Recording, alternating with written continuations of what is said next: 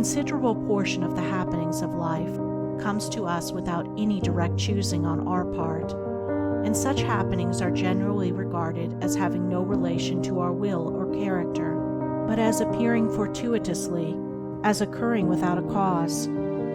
Thus one is spoken of as being lucky and another unlucky, the inference being that each has received something which he never earned, never caused.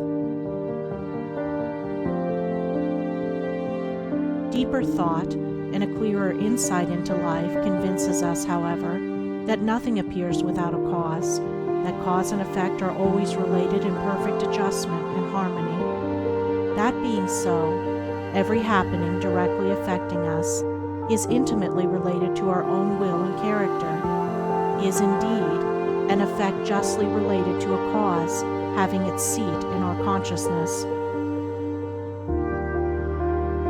In a word, involuntary happenings of life are the results of our own thoughts and deeds. This, I admit, is not apparent on the surface, but what fundamental law, even in the physical universe, is so apparent?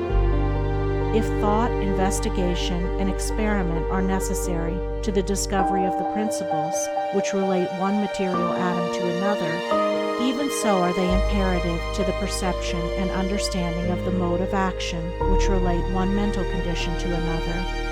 And such modes, such laws, are known by the right doer, by him who has acquired an understanding mind by the practice of true actions. We reap as we sow. Those things which come to us, though not by our own choosing, are by our own causing. The drunkard did not choose the delirium tremens or insanity which overtook him. He caused it by his own deeds. In this case, the law is plain to all minds, but where it is not so plain, it is nonetheless true. Within ourselves is the deep-seated cause of all our sufferings, the spring of all our joys. Alter the inner world of thoughts, and the other world of events will cease to bring you sorrow. Make the heart pure, and to you all things will be pure, all occurrences happy and in true order. Within yourselves deliverance must be sought. Each man his prison makes. Each hath such lordship as the loftiest ones. Nay, for with powers above, around, below, as with all flesh and whatsoever lives, act maketh joy or woe. Our life is good or bad, enslaved or free, according to its causation in our thoughts. For out of these thoughts spring all our deeds, and from these deeds come equitable results. We cannot seize good results violently, like a thief, and claim and enjoy them, but we can bring them to pass by setting in motion the cause within ourselves.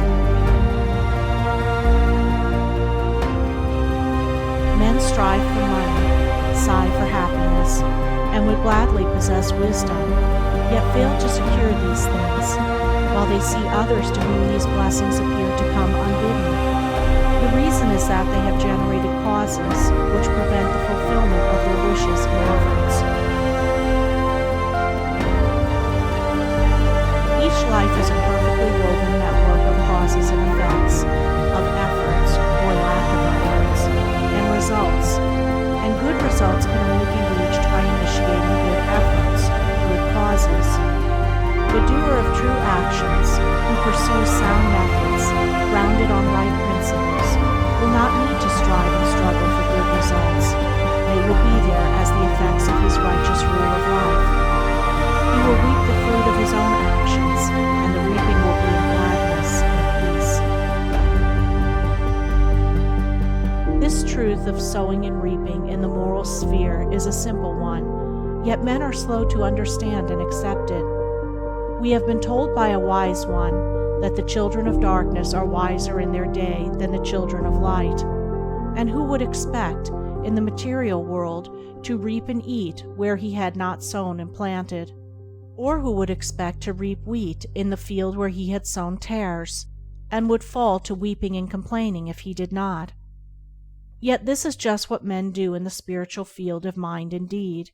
They do evil and expect to get from it good, and when the bitter harvesting comes in all its ripened fullness, they fall into despair and bemoan the hardness and injustice of their lot, usually attributing it to the evil deeds of others, refusing even to admit the possibility of its cause being hidden in themselves, in their own thoughts and deeds.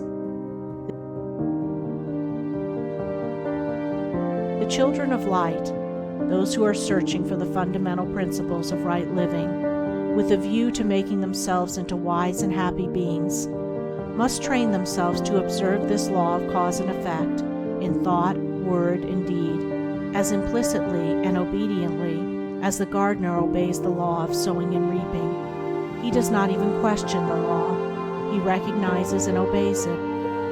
When the wisdom which he instinctively practices in his garden is practiced by men in the garden of their minds, when the law of the sowing of deeds is so fully recognized that it can no longer be doubted or questioned, then it will be just as faithfully followed by the sowing of those actions which will bring about a reaping of happiness and well-being for all.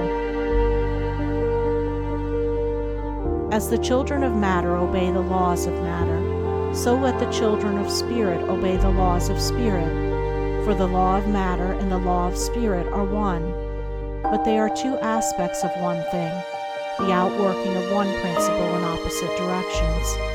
If we observe right principles or causes, wrong effects cannot possibly accrue. If we pursue sound methods, no shoddy thread can find its way into our web of life, no rotten brick enter into the building of our character to render it insecure.